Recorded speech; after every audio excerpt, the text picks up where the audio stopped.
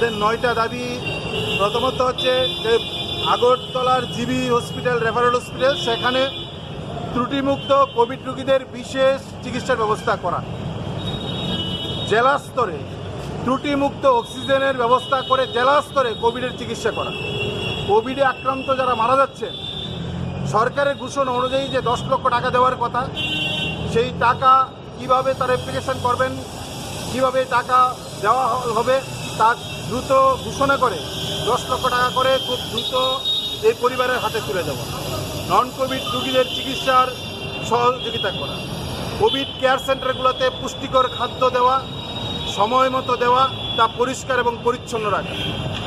আমরা দাবি করছি স্থায়ী কিংবা ভলেন্টিয়ারিতে না, স্থায়ীভাবে জিবি হসপিটাল সহ রাজ্যের প্রতিটা হসপিটালে ব্যাপক পরিমাণে চিকিৎসক এবং নার্সের, প্যারামেডিক্যাল স্টাফের সমস্যা, এই সমস্যা মেটানোটা 1 নম্বর প্রায়োরিটি দেওয়া উচিত সরকারকে। এই 1 নম্বর প্রায়োরিটি দিয়ে আমাদের রাজ্যের প্রতিটা হসপিটালের যে চিকিৎসকের সমস্যা এবং নার্সের সমস্যা, প্যারামেডিক্যালের সমস্যা, এই সমস্যা দ্রুত সমাধান করতে হবে।